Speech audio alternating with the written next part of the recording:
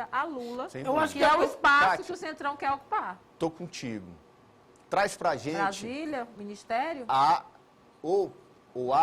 piauiense cotado para ministério e cotado, gente. Atenção.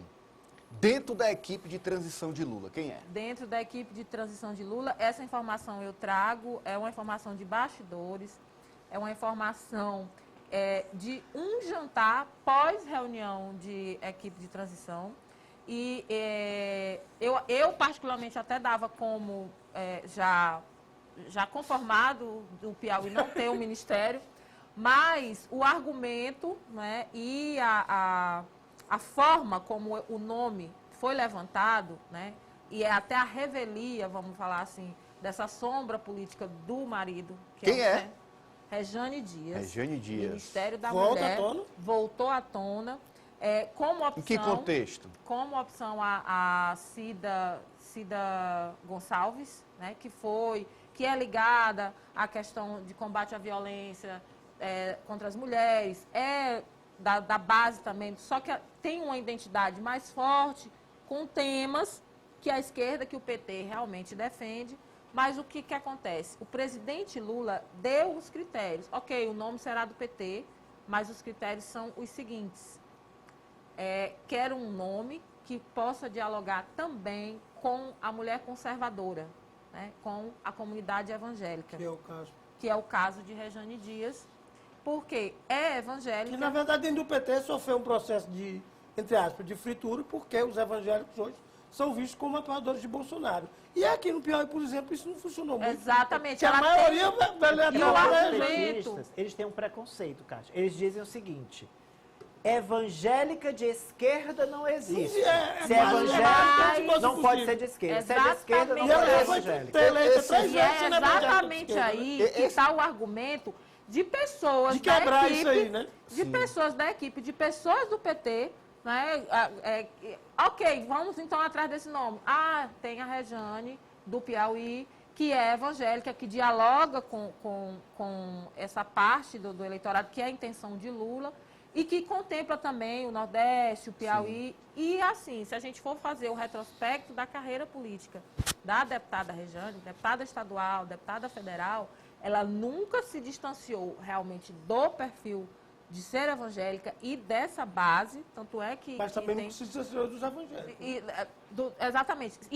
Mas também nunca se envolveu na defesa de temas polêmicos e caros para os evangélicos. Nunca nem foi contra e nem a favor. Se você perguntar para a deputada Rejane sobre esses temas, ela coloca ali bem separado o que é igreja e o que é Estado.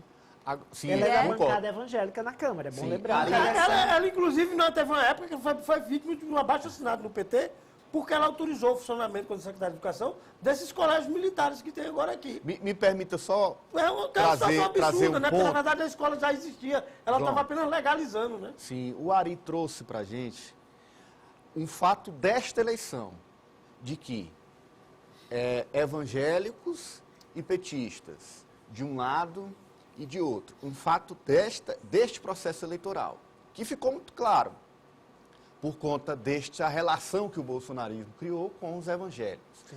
No entanto, se a gente puxar na história, o PT, por exemplo, com nomes como Benedita da Silva, que é evangélica, sempre teve esta relação com os evangélicos. O presidente da Câmara, é evangélico. Aquele que assinou o impeachment, foi lá, fez todo... ele está falando do próprio PT.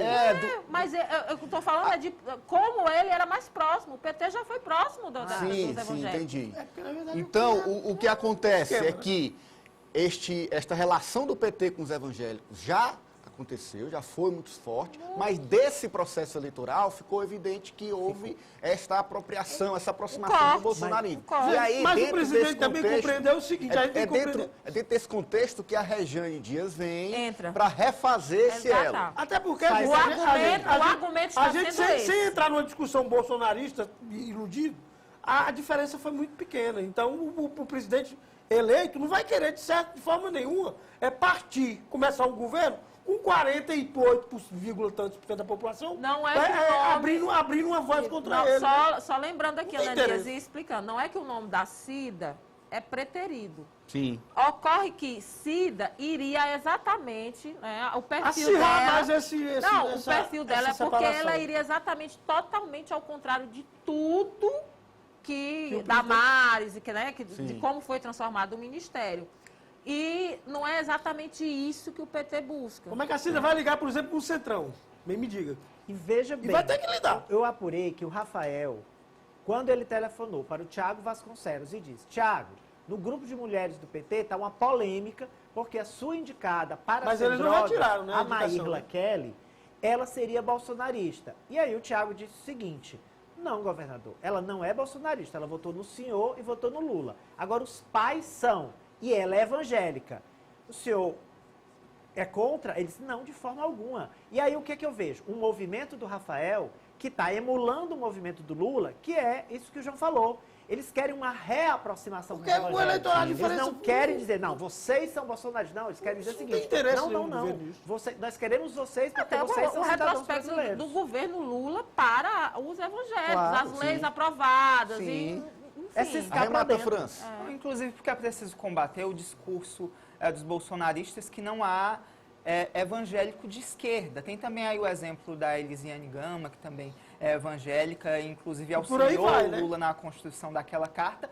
Fora também o apoio que o Lula teve durante muito tempo do Edir Macedo, que é o principal líder da Igreja Universal. Inclusive, o posicionamento do Republicanos pós-eleição do Lula já sinaliza que essa reconciliação é possível. Inclusive, o Republicanos, que estava na chapa do presidente da República, Jair Bolsonaro, se manteve ali numa posição de neutralidade na discussão da PEC no Senado, que já é uma sinalização de que eles podem voltar a compor E em com o momento governo algum Lula. topou assinar qualquer contestação da eleição, né? Justamente. Não, isso aí o PL entra, Bem lembrado. vocês entram aí nessa barca furada e Essa vão briga afundar não é sozinhos. nossa. Eles disseram, essa briga E não é nossa. pautas, assim, e o próprio Lula, em campanha, e pautas como a questão da legalização do aborto, e casamento homoafetivo, a Rejane nunca entrou nessas Sim, questões. é verdade. Não, e nem o próprio presidente Lula fala Sim. com veemência da defesa dessas pautas. Agora, 20h55, hora certa, com oferecimento da audição.